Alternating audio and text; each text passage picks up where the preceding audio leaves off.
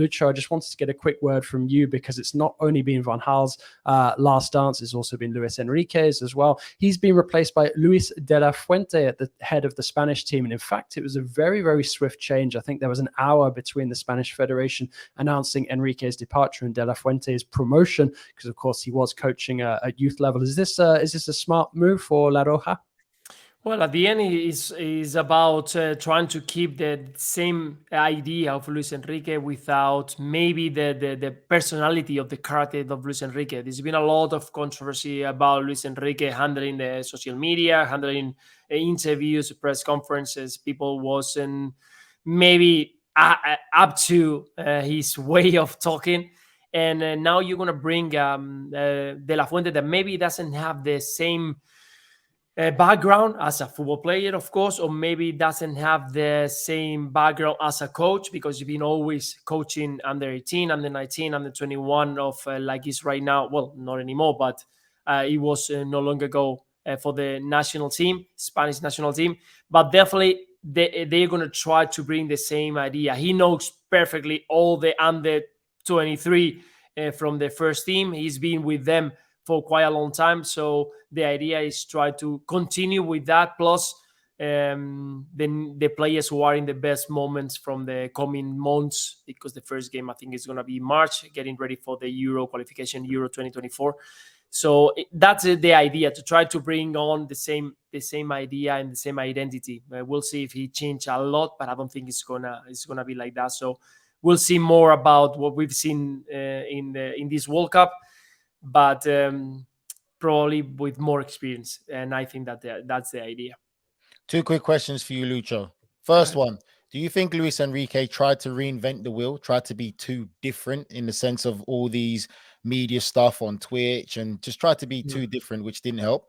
And secondly, is it more so about the manager of Spain, or is it that Spain need to change the coaching dynamic in the sense of the players that they're producing? Because do you feel that Spain are producing two similar players, which is becoming too easy for other nations now to play against Spain? Yeah, great questions, Nigel. I think that the first one is what the idea of Luis Enrique trying to do these Twitch sessions, or try to.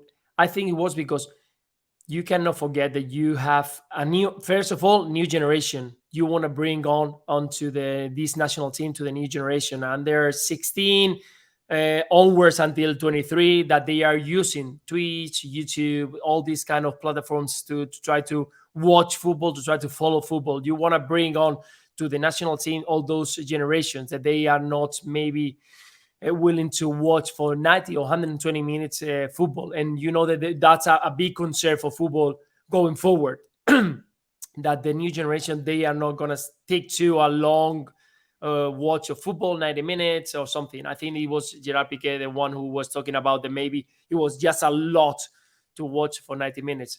And second idea is that, for me, I think he was trying to take away a lot of pressure from these players, to try to, again, remember, 7-8 players, they were under 21. That's a lot of pressure. If you want to put all the situation, all the pressure, all the anxiety, all the emotions on the players of this under 21, 19, 18, 21, 22, that's a lot. So he wanted to put all that spotlight on him. I'm the manager, I'm the leader. If something happens, just go against me. So that's why I think that he was doing all this kind of Twitch session and stuff.